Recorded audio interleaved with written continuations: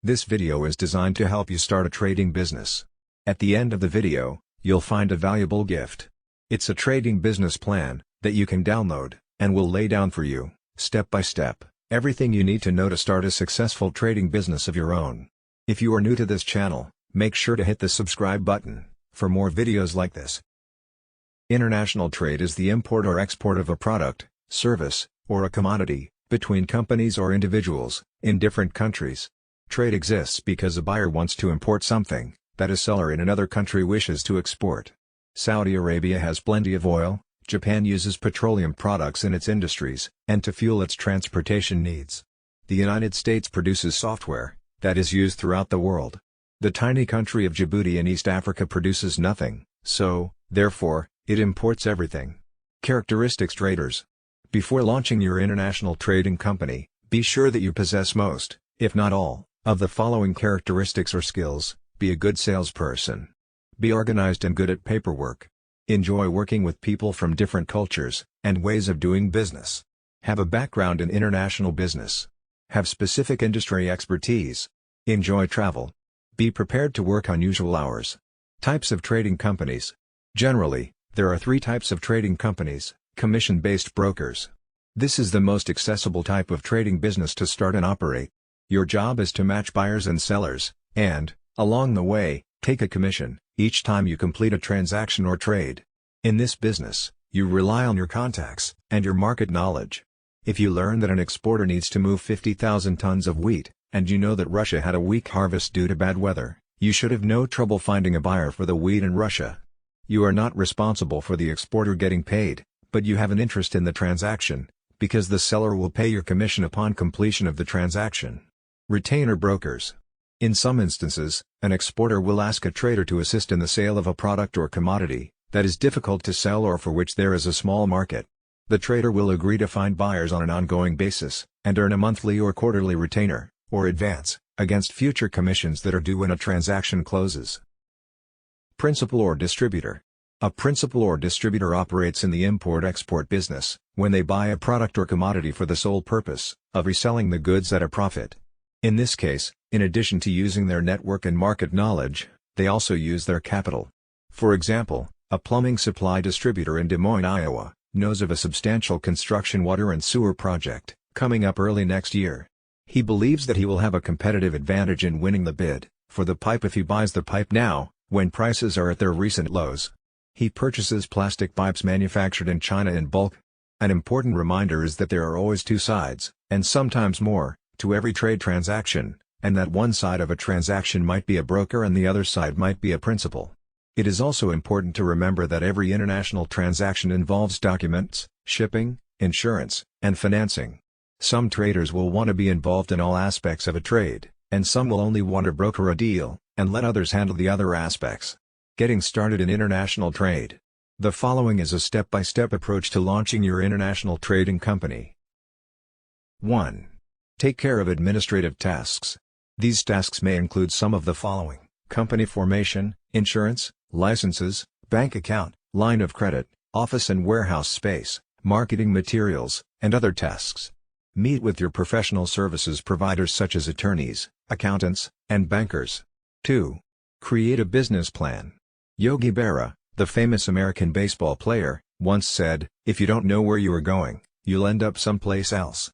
Your business plan is where you answer all of the tough questions about markets, customers, products, type of trading business, which side of the trade, startup costs, monthly expenses, capital requirements, staffing plans, revenue and profit expectations in the early years, and other important aspects of launching a new business.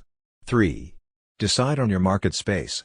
If you have grown up in the packaged food business, perhaps this would be an ideal focus market for you. Alternately, maybe you are aware that there is a severe shortage of disposable medical supplies in Sierra Leone. No matter, there is always a great deal of homework to do in determining your market opportunities. 4. Build your network.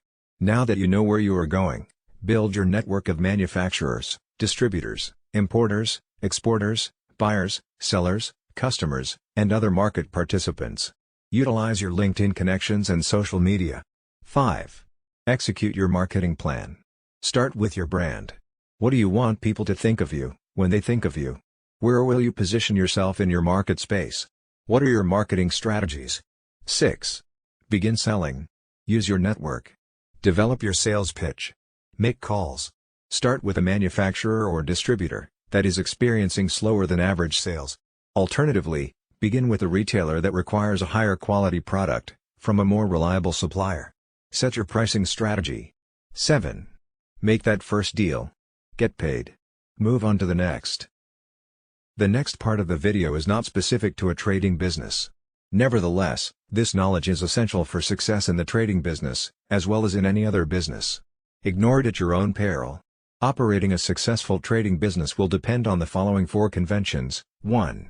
A practical plan, with a solid foundation. 2. Dedication, and willingness to sacrifice, to reach your goal. 3. Technical skills. 4. Basic knowledge of management, finance, record keeping and market analysis. As a new owner, you will need to master these skills and techniques if your business is to be successful.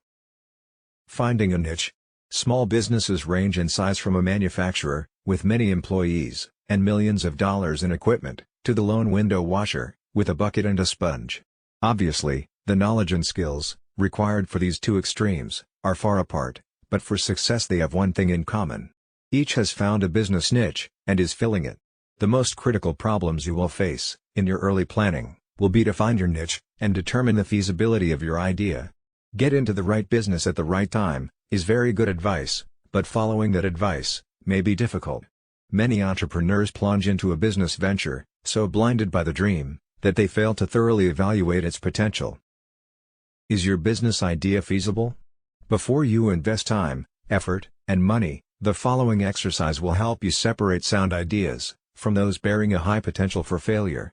Identify and briefly describe the business you plan to start. Identify the product or service you plan to sell. Answering yes to any of the following 3 questions means you are on the right track. A negative answer to all of them means the road ahead could be rough. 1. Does your product or service satisfy an unfilled need? 2.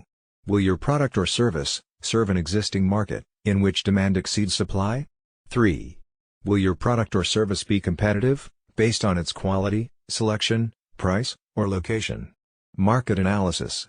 For a small business to be successful, the owner must know the market. To learn the market, you must analyze it, a process that takes time and effort.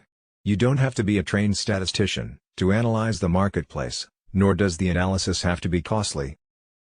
Analyzing the market is a way to gather facts about potential customers, and to determine the demand for your product or service.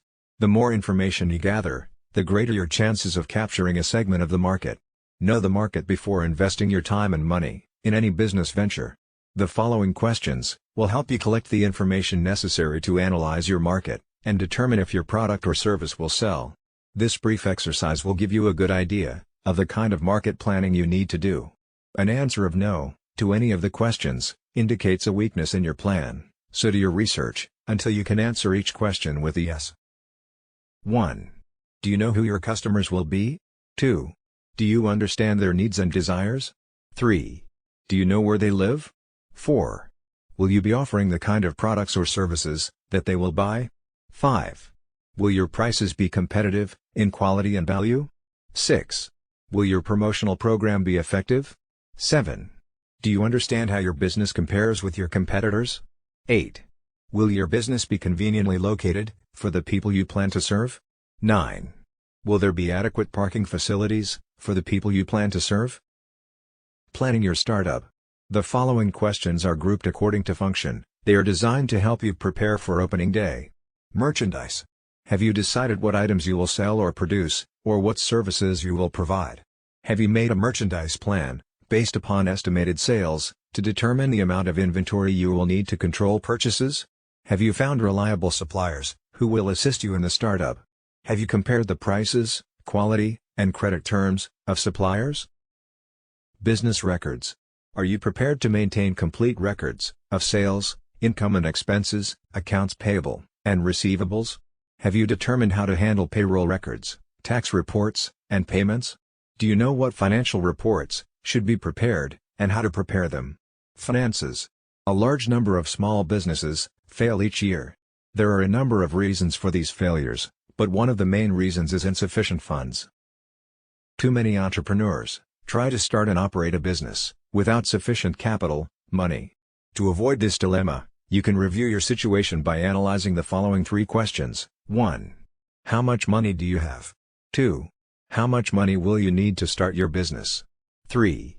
How much money will you need to stay in business? In order to answer the second question, how much money will you need to start your business? You need to prepare an estimate of all your startup costs. Here is a list of items you may need to take into account. Note that this list is for a retail business. Items will vary for service, construction, manufacturing or online firms. Decorating and remodeling, fixtures and equipment, installing fixtures and equipment, services and supplies, beginning inventory cost, legal, professional fees, licenses and permits, telephone utility deposits, insurance, signs, advertising for opening, unanticipated expenses. Now, the answer to the third question, how much money will you need to stay in business? Must be divided into 2 parts, immediate costs, and future costs. From the moment the door to your new business opens, a certain amount of income may come in. However, this income should not be projected in your operating expenses. You will need enough money available to cover costs for at least the first 3 months of operation. The following list will help you project your operating expenses on a monthly basis. Typical expenses for 1 month may include your living costs, employee wages, rent, advertising, supplies, utilities, insurance, taxes, maintenance, delivery, transportation, miscellaneous. Now sum up the total estimated monthly expenses and multiply it by 3. This is the amount of cash you will need to cover operating expenses for 3 months. Deposit this amount in a savings account before opening your business. Use it only for those purposes listed in the above list, because this money will ensure that you will be able to continue in business during the crucial early stages.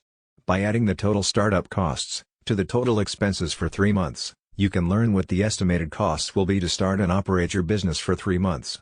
By subtracting the totals of the lists from the cash available, you can determine the amount of additional financing you may need, if any. Now you will need to estimate your operating expenses for the first year after startup.